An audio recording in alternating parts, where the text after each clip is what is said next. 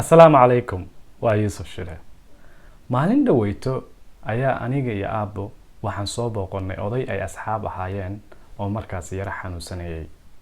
Markaan ka soo laabannay ayuu wuxuu dhahay oraahdan: qofna qof kale wuxuu qabo ma qaadi karee, maxaad qabtaa qalbigay u roon tahay. Qof xanuun, walbahaar ama walaac uu haysto kama qaadi kartid, laakiin intaad soo booqatid inaad tiraahdid see tahay, maxaad qabtaa, how are you, ma lafaayaa, qalbigay u roon tahay. Ficilkan diinteenna iyo dhaqankeena suubanba waa ay bogaadiyeen oo aad ayay u dhiirigeliyeen in la isa soo booqdo, la isbariidiyo oo la iska warhayo.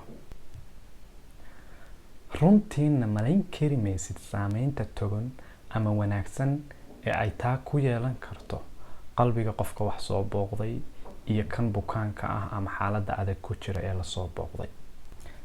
Marka dunidan la wada mashquulay, waxa ay kaliftay inaan ilowno ama aan baxog ka hayn asxaabteena ama qaraabadeena waqtiyo adag ku jira.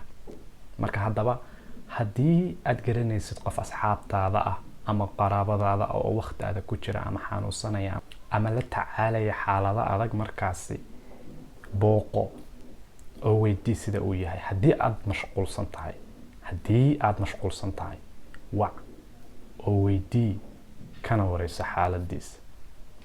Ugu dambeyntiina, adigu see tahay, ma fiican tahay.